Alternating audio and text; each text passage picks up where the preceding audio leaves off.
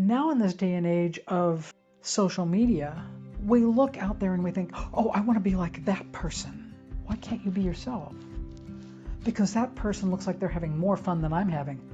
Well, go find some fun. What would be fun for you? Mm-hmm. What do you love to do? Jump on that. Yeah. Rather than trying to be somebody else, be you.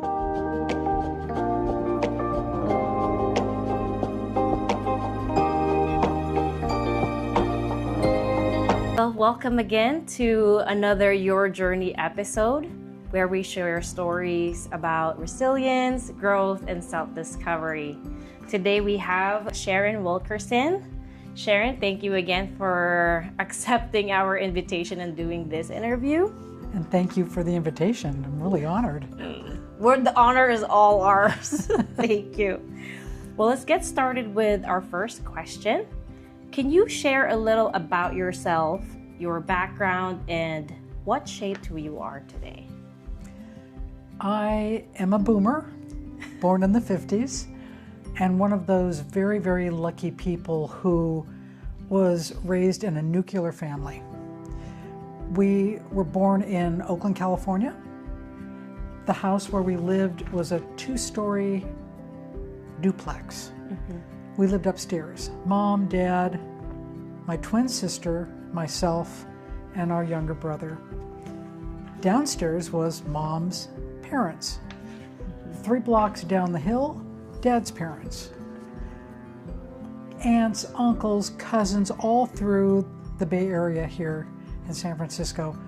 We spent so much time with all of them that we got a great learning experience from our grandparents' experiences, their wisdom, their knowledge, their common sense, which is not very common, right? Yeah. And because of that, it gave us a really well-grounded childhood. Growing up at that time, you didn't have cell phones, you didn't have people looking out after you all the time.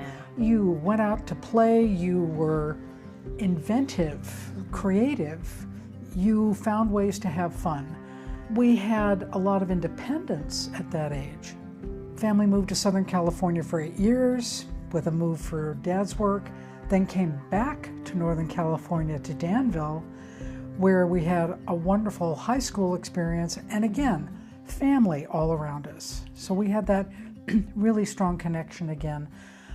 I think that shaped our moral compass very early in life, gave us compassion and understanding of people just by virtue of who our parents and our grandparents were.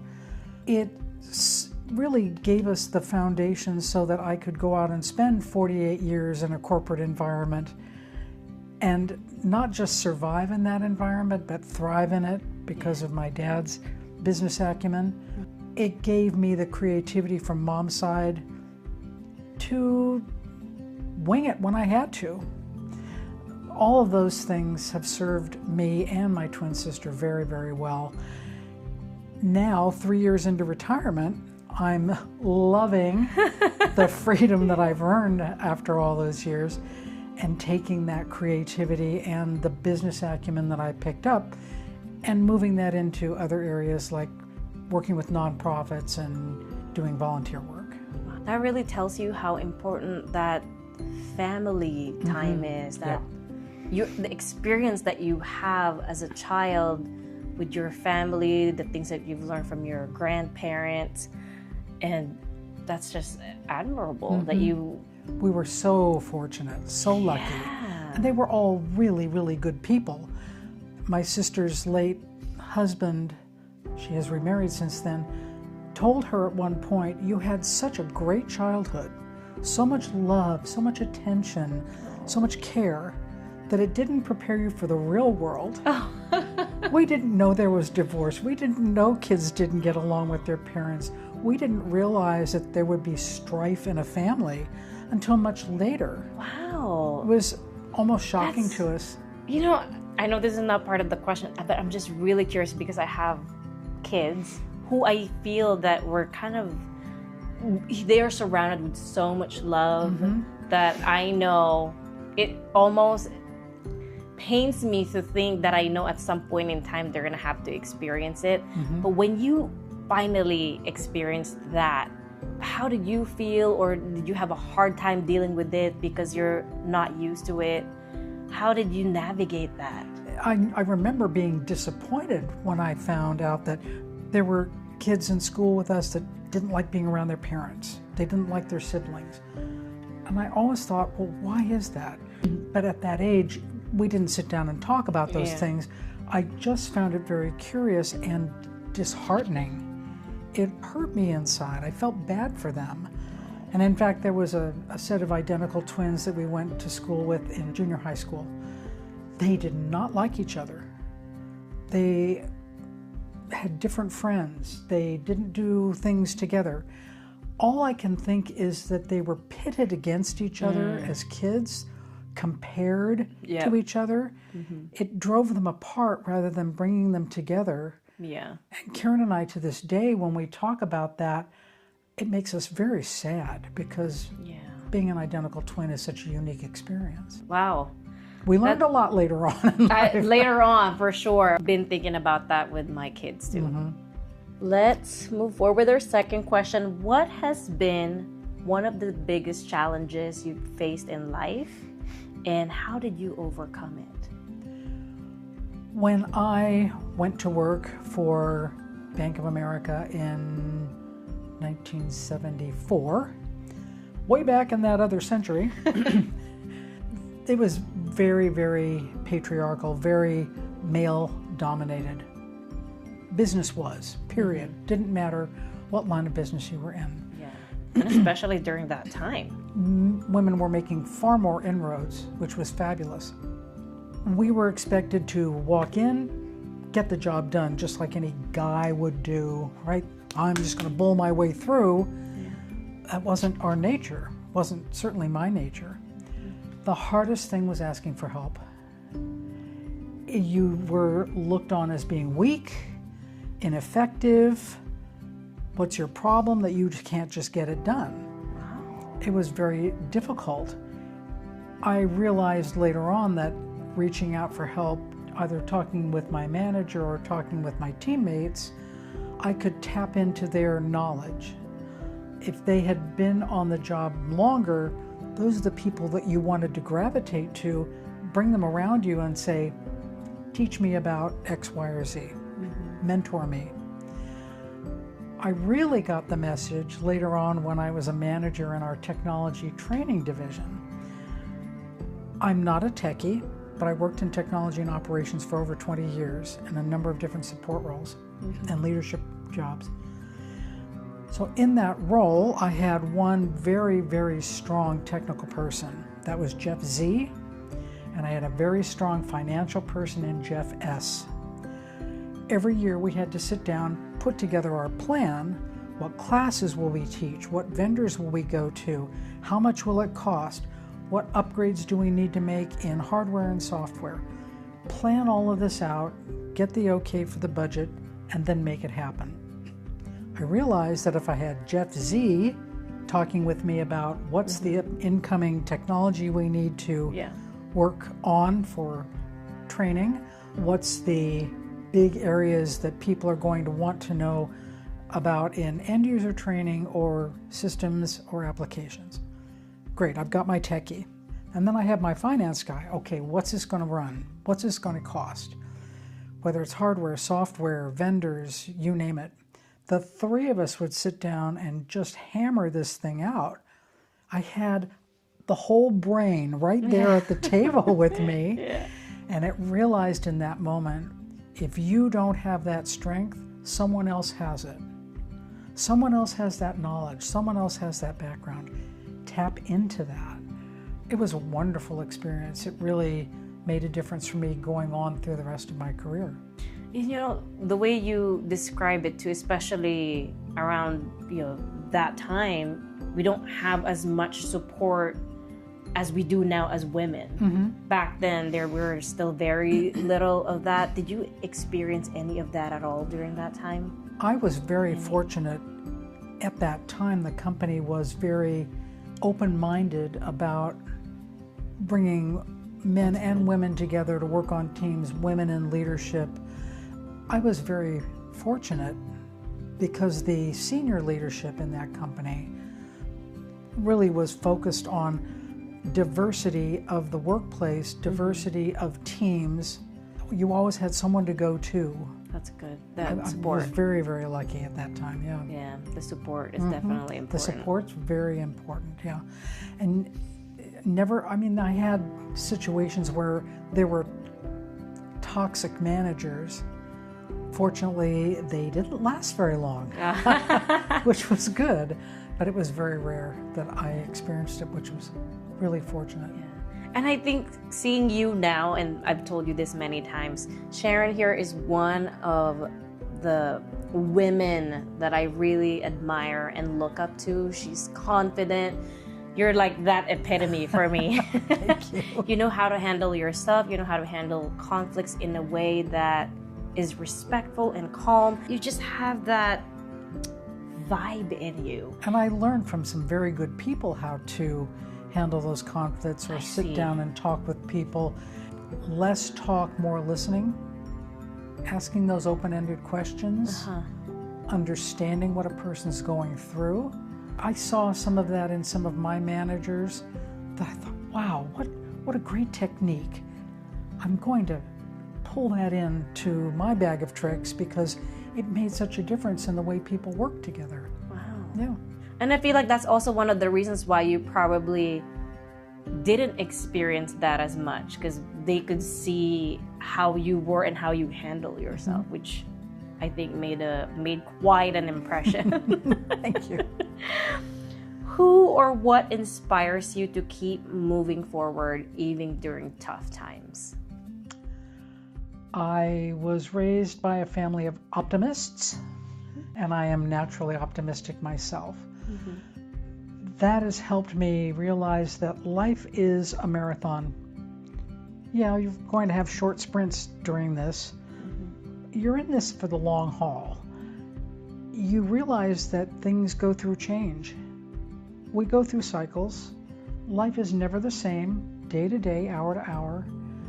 You realize that when you're going through a rough time, if you have your family or your friends or those people that you know you deeply trust, you reach out to them. You don't sit in the corner and hide and stew in your own juices and feel sorry for yourself. That's the worst thing you can do.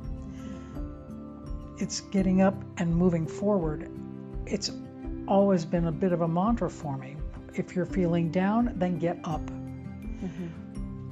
My sister dealt with depression for a long time. And when she went down to Southern California to go to school, it really hit her. She was away from family, away from friends. It was very difficult for her. And she told me later that there was one day where she literally walked around the apartment and she locked all the windows because she was just on that verge of jumping out. She was that depressed. She sat down and thought about, what is it that's important in my life that would keep me alive? And she immediately said, my sister and the rest of my family. She knew that she had a safety net. Not everybody has a safety net. Yeah. And Karen has always said years later, after getting professional help, if you find yourself thrown out of a window, start making your parachute on the way down if you have to, but build that safety net. If you can find professional help or friends, and find that spark of hope in your heart, there's something out there worth living for. We hope. And that's really been what's kept me going. Is I know that things will change.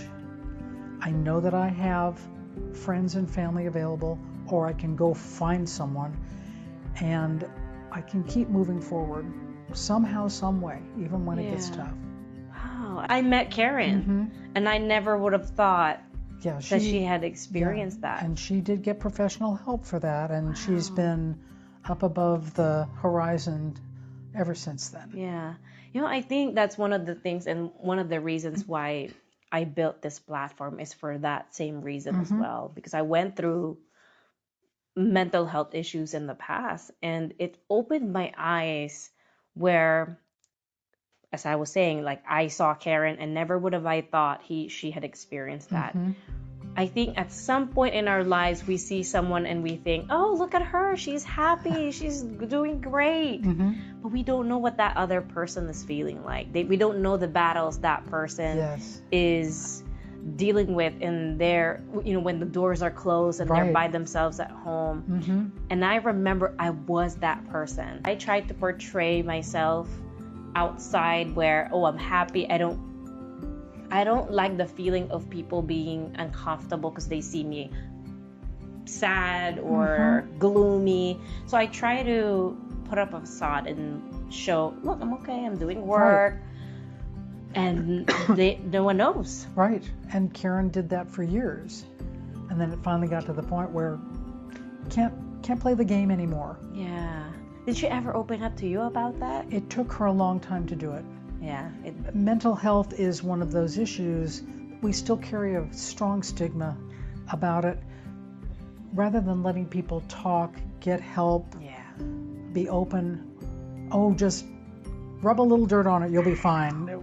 We poo-poo mental health.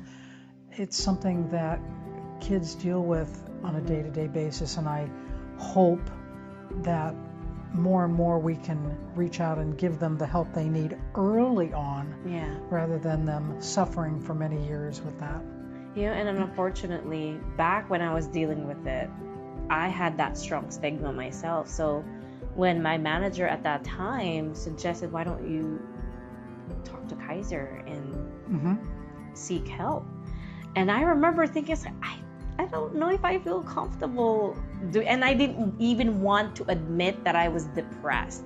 I didn't even feel comfortable saying the word depression. Right, because of the stigma. Because of the stigma. And in my mind, I was like, there's no way I'm depressed. There's no way. But then eventually you get so bad that you don't really have a choice. You're almost like, I want to feel better, so let me go and seek help. And you get to that point. And that's why this is also one of my ways of normalizing that. Yes. Because we have to. Otherwise, you're stuck in yourself, feeling miserable and sad, and it's just not the way to live life. It's not the way to live your life in any way, shape, or form. I agree. Since we're talking about going through tough times, what advice would you give to someone who is going through a tough time or chasing their dreams? The first thought that comes to my mind is, let's say, for a tough time, build your team, build your tribe. I go back to a story that a friend of ours told when he was diagnosed with prostate cancer. Of course, a diagnosis like that of any illness is shocking to a person. He thought, how am I going to get through this? He has a very supportive wife, longtime friend of ours, and he realized he needed to have people around him that could help him move forward in this journey, be realistic with him, give him information that he needed so that he could be better informed. He started putting together a network of friends, making sure that they knew what he was going through rather than hiding it.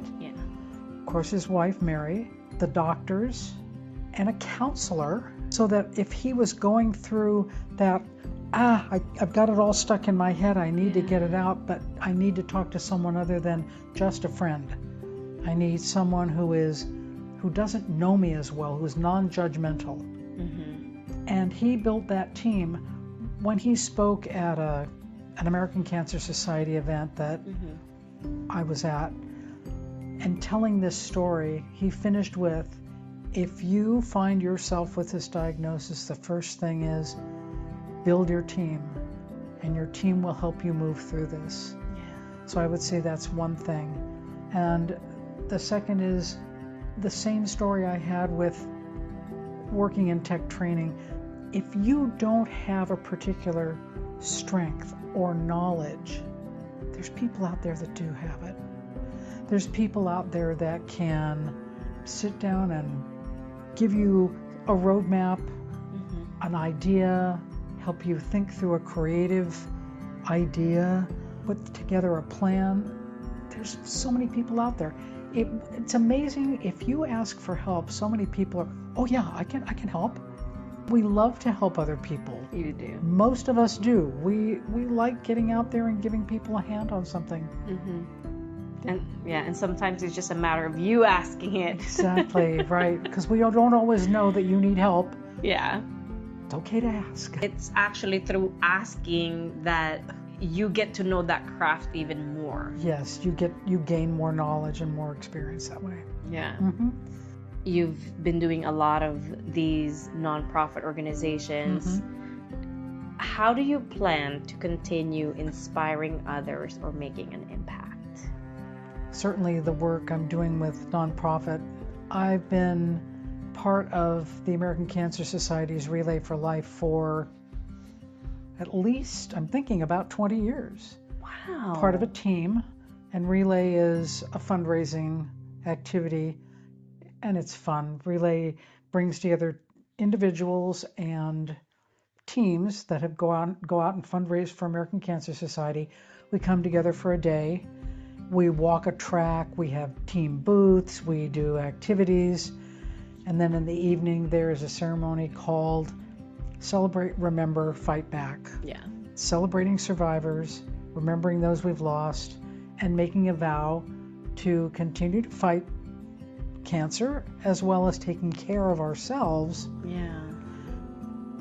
That's been 20 years of giving back to the community in that way. I lost my mother, younger brother, one grandfather, a cousin to cancer. My sister is a cancer survivor. Countless friends have been through cancer. I've lost close friends. It's a horrible disease, and there's so many variations. That's why I support ACS. So that's one thing. I can give back to the community in that way and the larger world to help fund research. Secondly, when I was at Bank of America, we had a group called Women in Technology and Operations. What we did was we did a lot of mentoring and support for women coming in to the technology environment, as well as work with groups outside. It might be Girl Scouts, it might be a team that teaches girls in middle school technology, go and help in some of the schools and that sort of thing. When I left the bank, I thought, how do I continue that?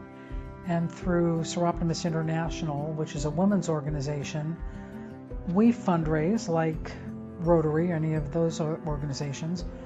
We turn that money around and put it into grants and scholarships for deserving women and girls to help them continue their education in whatever field they might be involved in. So that's another way of taking what I used to do and continuing that in a larger environment. And then 3, Toastmasters International, where you and I met. Yeah. I have always enjoyed public speaking. I think I came out of the womb talking. Really? I just wanted to be better when it came to my business environment, but also in the work I do with the nonprofits. In all of those areas, it gives me the opportunity not just to give out to the community, but to mentor new people coming in. You've seen this with Toastmasters. I like mentoring the newbies and supporting them, giving them the information they need to get their grounding, get their feet wet, and continue their growth. And in Soroptimist, it's helping new members, getting them involved in the work that we do. So mentoring has always been a big thing for me, and I did a lot of it at work with new people coming in and as a manager. I think you're a natural for it too. Thank Definitely. When you said that you came out of the womb talking, I could definitely see that. No wonder you speak so eloquently. Every time you have a speech with Toastmasters, you find people just like looking and they're just drawn because of how you deliver your message, your word choices. And I'm sure that being in Toastmasters for quite a while also helped you even further that skill, but I think it's just innate in you. You've mentioned this a while ago about a mantra. Is there a quote, mantra, or belief that you live by? If so, why does it resonate with you? I remember, I don't know how many years ago, seeing this little quote, little adage. It made me laugh at the time.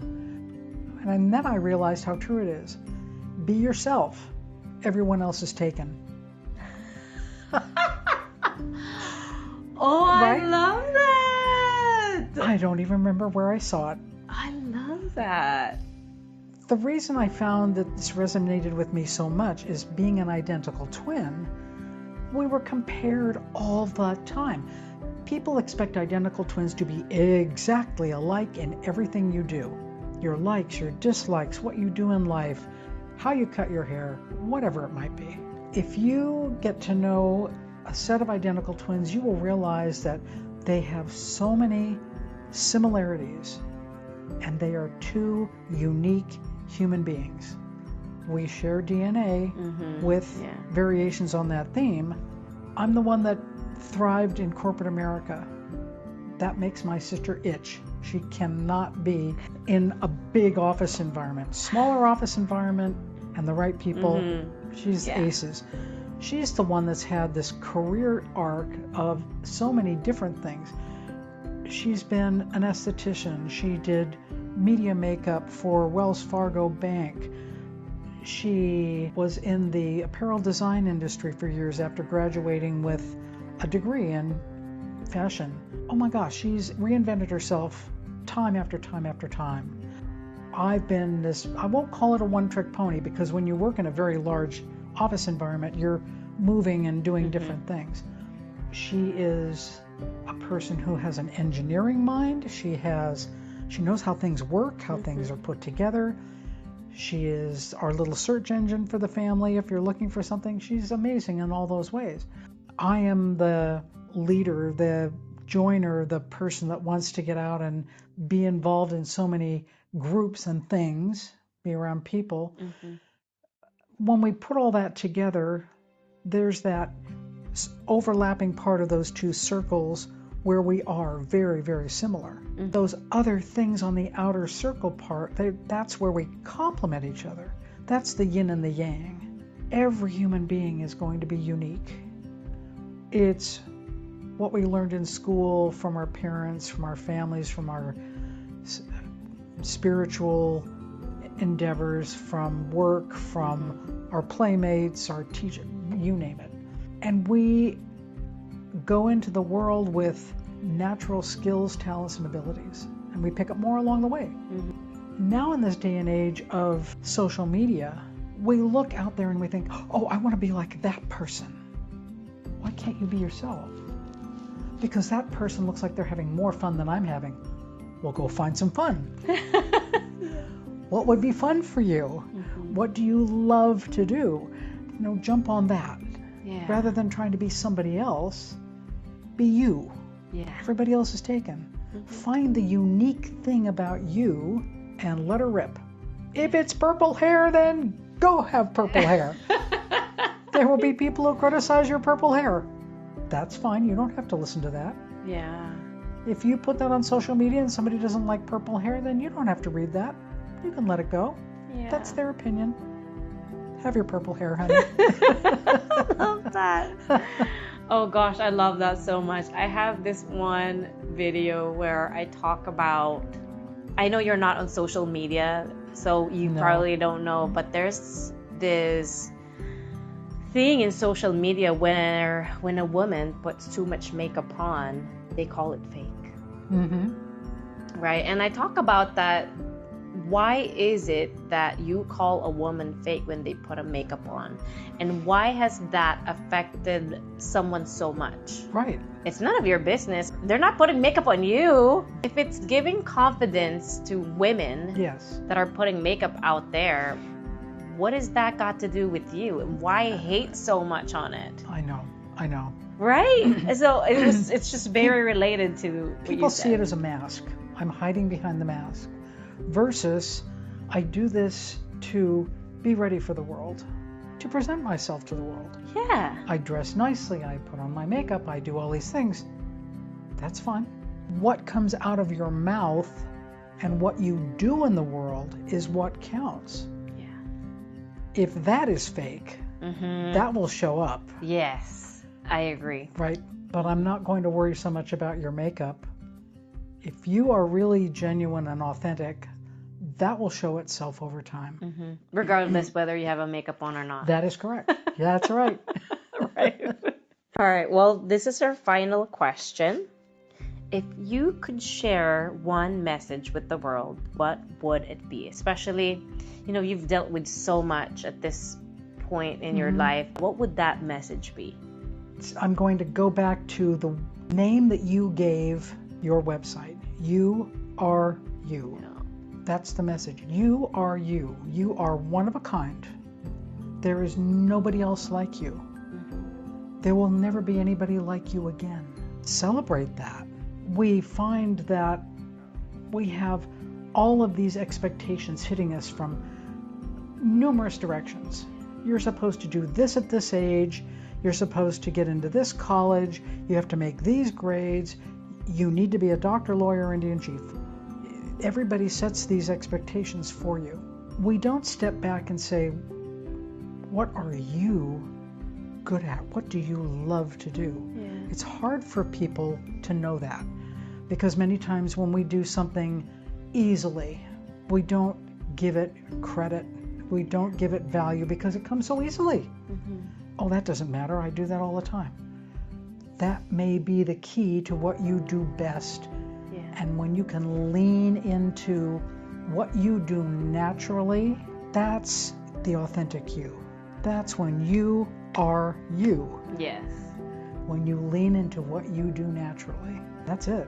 Wow. That is so powerful, and I feel that a lot of people should really hear that more, because what you said about what you do so naturally, and I find myself guilty of this as well.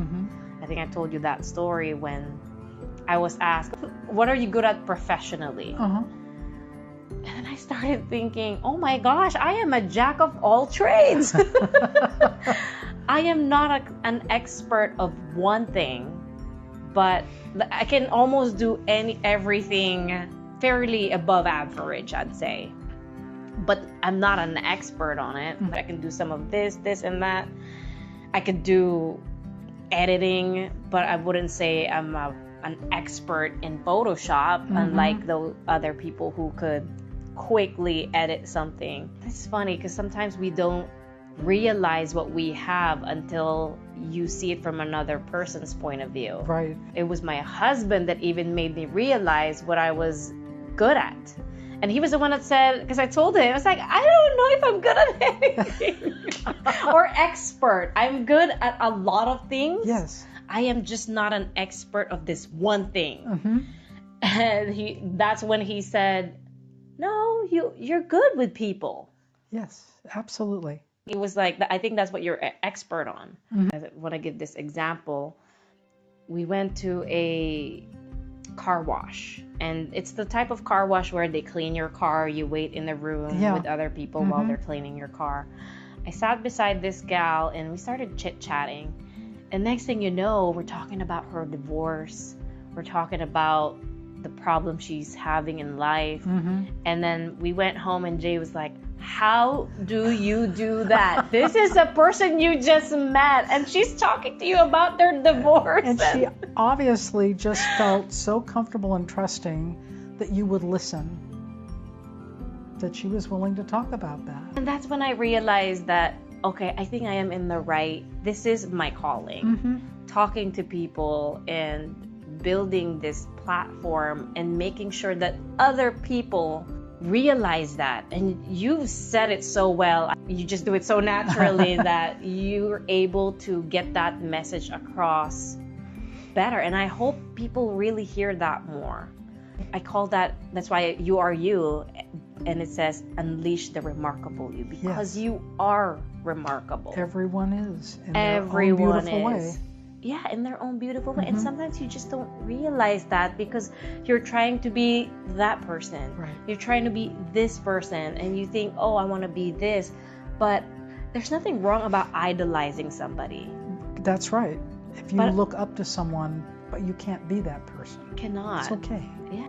I can think back to a number of managers I had, and I would watch them in their role, listen to what they said, listen to how they asked a question, how they worked with people, how they planned things, and said, that is a skill set that I want to embody. It was a skill set. I don't want to be you, but that skill set is something that will help me be more successful in more than just this work environment. To those who don't know, Sharon here is our VP of Education for our club with Toastmasters, and the name of our club is Argonauts. She does a lot of the things for our club, and no wonder you're perfect for the role, really. And we're all very lucky that you take care of us. No wonder we're getting so many members. They're transferring from other clubs to our club. Because we have a lot of great speakers and a lot of great examples in our club. Yeah. And going back to what you said a while ago, building that team, I think that's very important, especially for me, because I'm an immigrant here. I don't have many friends. I don't have a lot of family. So coming here initially was very hard. I didn't have that core. I didn't have that circle. So I had to build that. Right. And it is equally important that you choose the type of circle that you grow with. Yes. You can't just build a team out of just building a team. I think it's also important that you really filter the type of circle you can be part of. And I always say this all the time whenever we have our meeting. I feel so uplifted every after meeting. And I think it's not just about what we talk about in the meeting.